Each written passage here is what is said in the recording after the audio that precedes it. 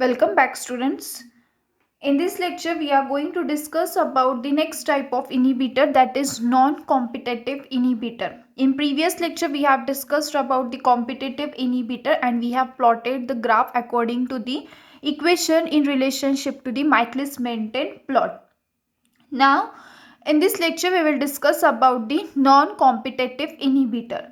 Now, what is non-competitive inhibitor? Here, the general reaction is been shown. The reaction enzyme plus substrate converted into the enzyme substrate. This enzyme substrate is further converted into the product, and these are the rate constants as usual. Now in this type of inhibitor, where the inhibitor binds, in this type of inhibitor binds either to the free enzyme and form the EI complex by the rate constant Ki. Either it bind to the enzyme substrate complex. To the enzyme substrate complex, inhibitor is bind and form the ESI complex. Now this ESI complex is also known as the dead complex. Okay, this ESI complex को हम dead end complex भी बोलते हैं. Now why it is called as the dead end complex? The reason behind this is because here there is no formation of the product. Means यहाँ पर substrate है फिर भी यहाँ पर प्रोडक्ट फॉर्म नहीं होता है. Why? Because your inhibitor has been bound. So there is no any use of substrate binding, so it is known as the dead end complex. मतलब यहाँ पर इनिबिटर फ्री एंजाइम को बाइंड हो सकता है या फिर एंजाइम सबस्ट्रेट को बाइंड हो सकता है and it forms the ESI complex. Same enzyme या फिर वो एंजाइम इनिबिटर कॉम्प्लेक्स को सबस्ट्रेट बाइंड होगा and then it will form the enzyme substrate inhibitor complex. Here there is no competition between substrate and the inhibitor because enzyme contains the two sites. One is the active or catalytic site and second is the allosteric site. So here there is no competition between substrate and inhibitor to bind into the active site of the enzyme. So it is known as the non-competitive type of the inhibitor. Now let's see the derivation for this non-competitive type of the inhibitor. The first step till equation 1 is somewhat same as that of the competitive inhibitor. Now see, Ki is the dissociation constant of the inhibition जो यहाँ पर दिया गया है. Equation कैसा है? Ki is equal to enzyme plus free enzyme into free inhibitor upon EI. Okay, मतलब EI कैसे फॉर्म हुआ है? Free enzyme plus free inhibitor upon EI.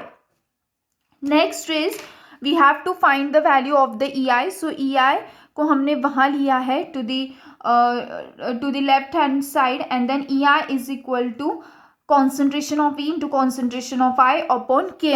Okay, so this is the equation for the EI complex, or we can say EI concentration. Next is to find the value of the ESI because यहाँ पर दो complex form हुए हैं. One is the EI and second is the ESI. So the derivation or the value of the ESI is equal to concentration of ES. how ESI is been formed वही derivation में दिया गया है. तो फिर ESI is equal to concentration of ES into concentration of inhibitor gives the ESI by the rate constant. Yes, gives the ESI. Now this Ki ESI is been turned into the left side of the ESI is equal to concentration of ES into I upon Ki. Okay, that is the equation, or we can say value of the complex EI and complex ESI.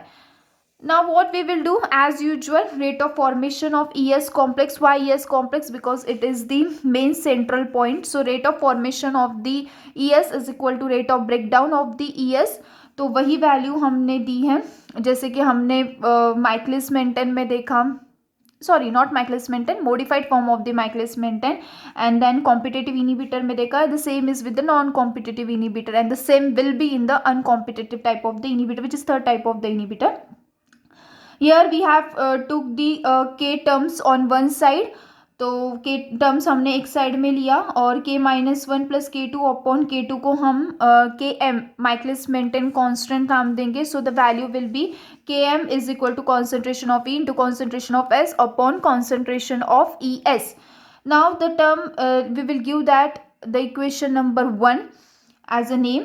तो उसके बाद अब यहाँ तक तो same है, सिर्फ यहाँ पर एडिशनल क्या है? एडिशनल ये है कि यहाँ पर ESI कॉम्प्लेक्स फॉर्म हुआ है, तो हमने ESI कॉम्प्लेक्स की वैल्यू फाइंड की and the total enzyme, next value definitely it comes the total enzyme. So total enzyme अब यहाँ पर क्या होगा, free enzyme plus substrate bound enzyme plus inhibitor bound enzyme plus substrate inhibitor enzyme complex. मतलब यहाँ पर जो जो कॉम्प्लेक्स फॉर्म हुए हैं वो हमने as a total enzyme consider किए हैं. सो टोटल एंजाइम में हमने फ्री एंजाइम कंसिडर किया है, सबस्ट्रेट बाउंड एंजाइम कंसिडर किया है, इनिबिटर बाउंड एंजाइम कंसिडर किया है और ESI कॉम्प्लेक्स कंसिडर किया है. So this is the square जो टोटल एंजाइम मिलता है.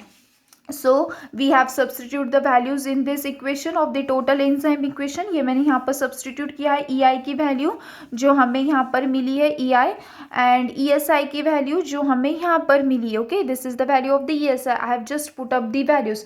Now it's time to rearrange this above equation. तो हम इसे rearrange करेंगे. तो हम कैसे इसे rearrange करेंगे? Let's rearrange it. Okay.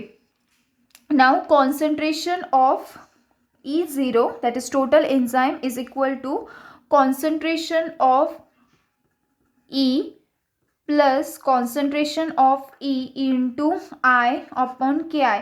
अब हम इसे इस तरीके से रीअरेंज करेंगे कि हम अगली स्टेप में कोई भी टर्म कॉमन ले सके. तो अब मैंने यहाँ पर कॉन्सेंट्रेशन ऑफ E और ये यहाँ पर मैंने पुट अप किया है. Next what I will do, I will rearrange ES term plus concentration of ES plus concentration of ES into I upon KI.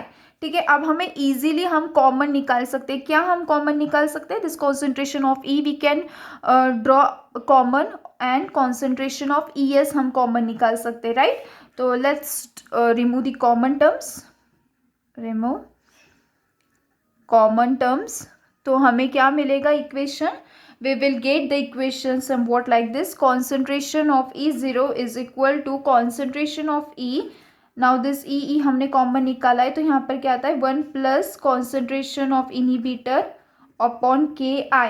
Okay, and the next is plus ES हमने common निकाला है, concentration of ES same 1 plus concentration of inhibitor upon KI. Okay, so we have remove the common terms. Let's see the next step. तो next step में अभी हमें क्या आएगा, we have to find the total enzyme. Okay, sorry not total enzyme. अभी next term में हमें ये कॉमन मिलता है. Okay, so we will put the, हम फिर से कॉमन टर्म्स निकालेंगे बाहर. ओके, कॉमन टर्म्स और I can say remove common terms. तो हमें क्या मिलता है when we will remove the common terms? Let's C,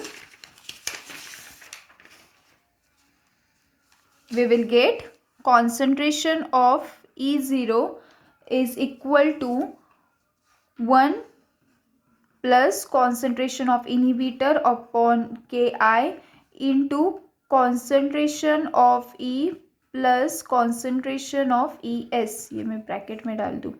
okay, so ये हमने यहाँ पर क्या किया है, we have just remove this common terms, that is 1 plus concentration of I upon KI. ये निकालने के बाद means E0 is equal to this common term and this E plus ES. यही किया गया है.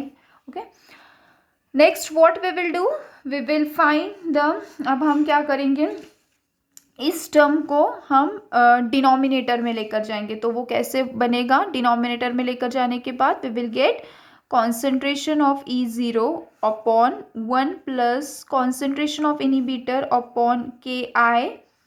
ठीक है, upon 1 plus concentration of inhibitor upon KI is equal to this remaining term will be same, concentration of E plus concentration of ES.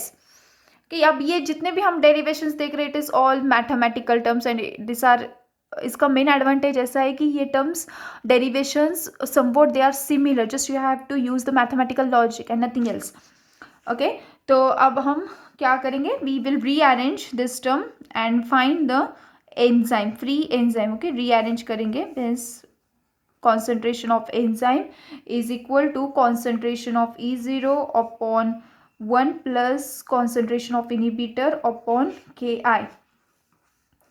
ठीक है, तो क्या बचता है, प्लस है, plus will come become minus. Okay, concentration of ES. I hope you are with me. Now what we'll do, we will substitute concentration of E value in equation 1. Okay, so put the value in equation 1. कौन सा equation 1, मैं आपको दिखा दूँ equation 1 एक बार फिर से. तो ये है equation 1. Same K M is equal to concentration of E into concentration of S upon E S. तो हम ई की वैल्यू क्या करेंगे, इस इक्वेशन में डालेंगे. तो क्या है वो, K M is equal to concentration of E0 upon 1 plus concentration of inhibitor upon Ki. इसे हम ब्रैकेट में करेंगे so that it will be easy to understand. Minus, not minus, yes, minus concentration of ES. okay, bracket नहीं किया तो भी चलेगा. So minus ES हमने वैल्यू सब्सटीट्यूट की है. Let me check once again the equation 1. Okay, तो equation 1 इस तरीके से, तो हमने ई की वैल्यू डाली. ओके, ई इंटू यस बाकी है. Sorry, I have not wrote into S. Minus E S. Okay, मैं फिर से एक बार लिख देती हूँ, मतलब कन्फ्यूजन नहीं होगा. K M is equal to bracket concentration of total enzyme upon 1 plus concentration of inhibitor upon Ki minus concentration of Es bracket complete into concentration of S upon concentration of Es. ठीक है, तो हमने इस तरीके से value put up कर दी है equation 1 में. ओके, ये वैल्यू हमने पुट की है इक्वेशन 1 में. Now we will solve this equation. सबसे पहले हम क्या करेंगे, ये सबस्ट्रेट कॉन्सेंट्रेशन ईच टर्म से मल्टीप्लाई करेंगे और नेक्स्ट स्टेप में हम कॉन्सेंट्रेशन ऑफ ई एस यहाँ पर ले जाएंगे. ठीक है, so yes, let's do it. First we will multiply the term. So let me write multiply by concentration of S. ठीक है, तो हमें वैल्यू क्या मिलेगी, we will get the value somewhat like this. K M is equal to concentration of E0 upon 1 plus concentration of inhibitor upon Ki into concentration of S minus concentration of Es into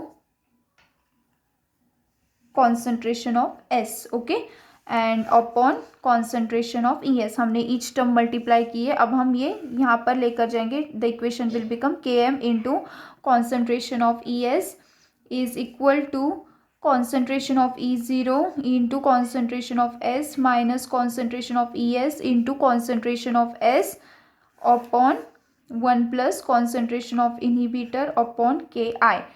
ठीक है, ये हमें मिला equation. Next what we will do, अब हम देखेंगे कुछ common निकल सकता है यहाँ पर. ओके, कुछ common. Okay, we will rearrange करने के बाद शायद कुछ कॉमन निकले, तो we will rearrange the about term. So after rearranging what we will get, concentration of E S into K M plus concentration of E S into concentration of S is equal to concentration of E0 into concentration of S upon 1 plus concentration of inhibitor upon Ki. मैंने क्या किया है, मुझे common निकालना था. Okay, सो मैंने rearrange किया है. Now this term is the, ये टर्म जो है ये मैंने साइड में ली. Okay, I have taken this term into this side and I have combine this two terms together. Okay, K M into E S plus, अब ये minus यहाँ पर आकर प्लस होगा और ये टर्म मैंने साइड में ली है. Getting my point? So that is all. Now I have to find the E S. तो मैं क्या करूँगी, what I will do, I can take ES common. Okay, I can take ES common. So what I will do, concentration of ES into Km plus concentration of S is equal to ये term as it is. What I have did, I have removed the ES common.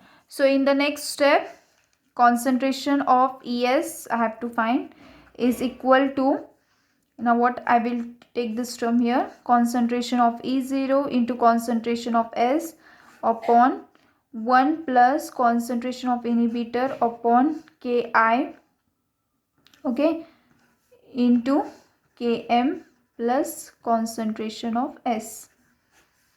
क्या किया है मैंने?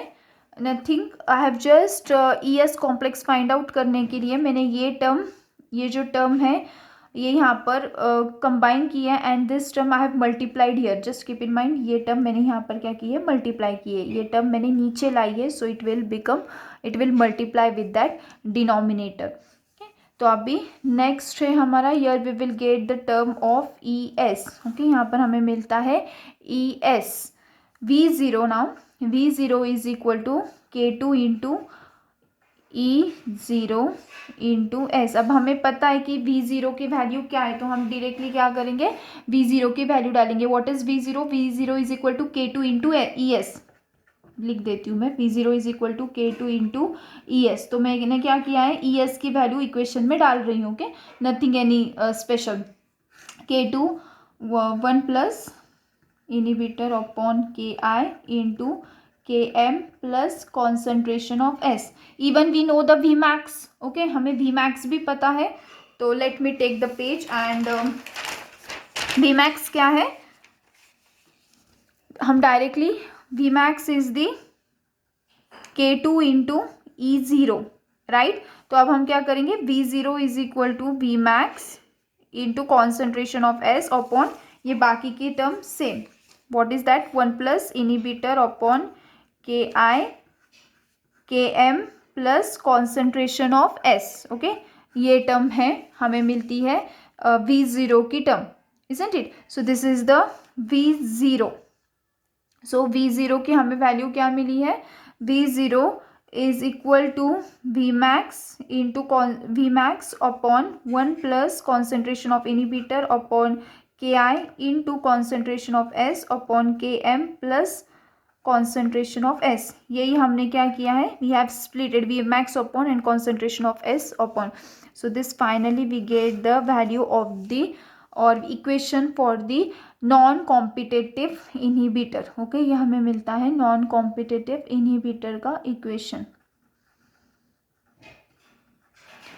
So this is the non-competitive inhibitor equation. If we will compare this equation with Michaelis-Menten equation or modified form of the Michaelis-Menten equation, that is V0 is equal to Vmax into concentration of S upon Km plus Michaelis-Menten equation से हम compare करेंगे। What is that? Vmax into concentration of S upon Km plus concentration of S। So V0 Vmax into S upon Km plus concentration of S. लेकिन अब यहाँ पर क्या है? Inhibitor है, so it is not the normal state. Let's plot the graph of Michaelis-Menten as compare to non competitive inhibitor. तो हमें graph कैसे मिलेगा? We will get the graph like, हम प्लॉट करेंगे graph of non competitive inhibitor. ठीक है, this is the y, this is the x axis, this is the concentration of S और यहाँ पर हमें है इनिशियल वेलोसिटी। नॉर्मली कैसे होगा? नॉर्मल कर्व, Michaelis-Menten का normal curve it is somewhat like this, that is hyperbolic curve है। Okay, this is the normal Michaelis-Menten curve. ये क्या है? Normal Michaelis-Menten curve. लेकिन अब यहाँ पर क्या है? We are comparing this with inhibitor है, नॉन कॉम्पिटिटिव इनिबिटर है, तो ग्राफ कैसे होगा? Graph will be somewhat like this. Okay, ये है inhibitor graph, that is non competitive. यहाँ पर Vmax हम प्लॉट करेंगे। So this is the Vmax and here for Michaelis-Menten this is the Vmax। ठीक है, अगर हम इसका Km प्लॉट करते हैं तो Km इसका कुछ इस तरीके से होगा। Let me plot the Km। So okay, this is the Km। अब आप यहाँ पर देख सकते हैं, यहाँ पर Km की value is similar. Okay, Km is equal to, मतलब यहाँ पर Km क्या है? सिमिलर है। मीन्स वॉट हम क्या इंटरप्रेट कर सकते हैं? We can interpret that Km remains same. Okay, Km remains same unchanged and Vmax क्या हो रहा है यहाँ पर? Vmax here decreases. Okay, Vmax यहाँ पर क्या हो रहा है, डिक्रीज हो रहा है. अब यहाँ पर ऐसी कंडीशन क्यों है, वाई Vmax इज डिक्रीजिंग. अब यहाँ पर ग्राफ में तो इजीली दिखाई दे रहा है कि Km इज द सेम. देखिए, अगर आपको माइकलिस मेंटेन ग्राफ से रिजल्ट इंटरप्रेट नहीं होते तो you can go for the double reciprocal plot and Lineweaver Burk plot. मैं आपको लाइन वीवर बर्ग प्लॉट भी दिखा दूं. लाइन वीवर बर्ग प्लॉट हम कैसे ड्रॉ कर सकते हैं, by comparing this non competitive inhibitor. Let's see that into the y-axis we plot 1 upon v0 and onto the y-axis we plot 1 upon v0, onto the x-axis we plot 1 upon concentration of S. ठीक है, normally कैसे होगा, normally it will be like this straight line and this is the 1 upon v max. और अगर हम inhibitor bind करते हैं normal, this is the Lineweaver Burk plot और you can say modified mm plot. And जो inhibitor है, non competitive inhibitor के साथ अगर हम देखें तो it will be somewhat like this dotted lines. Okay, यहाँ पर इनहिबिटर है तो इंटरसेक्ट एट, यहाँ का इंटरसेक्शन पॉइंट सेम है at X axis. Okay, so there is intersect at X axis, यहाँ पर है 1 अपॉन Km. तो एज इट इज रिसिप्रोकल, ये रिसिप्रोकल ग्राफ है, डबल रिसिप्रोकल ग्राफ है, so it will show in the upward direction. ये कहाँ दिखाया है, अपवर्ड डायरेक्शन, मतलब इसका मीनिंग उल्टा होता है. Upward direction means there is been decrease. Okay, upward direction मतलब डिक्रीज, बिकॉज ये रिसिप्रोकल है, we are inversing it, so it is been decrease. K Vmax is been decrease. Okay, so ये है यहाँ पर Km सेम है, double reciprocal है, reciprocal इसीलिए यहाँ पर 1/Km है, it is been same and Vmax is been decreasing because this is reciprocal, as it goes upward it is decreasing. So Lineweaver Burk plot से तो बहुत easily interpret हो जाते हैं हमारे रिजल्ट. तो ये क्यों होता है, why Vmax is been decrease.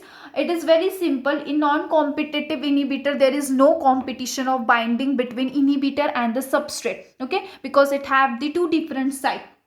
So we cannot reach Vmax against the inhibitor. Okay, हम अगेंस्ट इनहिबिटर Vmax नहीं रीच कर सकते. इट इज़ नेसेसरी, अगर हमें Vmax इंक्रीज करना होगा it is necessary to remove the inhibitor and let the alone substrate be bind so that there will be formation of product. एक बार product form हो जाता है, एंजाइम की एक्टिव साइट से सारे सबस्ट्रेट बाइंड हो जाते हैं तो Vmax ऑटोमेटिकली इंक्रीज होगा. लेकिन यहाँ पर इनहिबिटर बाइंड होने की वजह से सबस्ट्रेट का एक्यूमुलेशन नहीं होता है एंजाइम की एक्टिव साइट में, तो Vmax की वैल्यू डेफिनेटली क्या होगी, डिक्रीज होगी. Okay, because inhibitor are blocking free enzyme as well as they are blocking enzyme substrate complex. Right, दोनों चीजें वो ब्लॉक कर रहे हैं, free enzyme as well as substrate bound enzyme. देखिए, आप देख सकते हैं it blocks both free enzyme as well as substrate bound enzyme.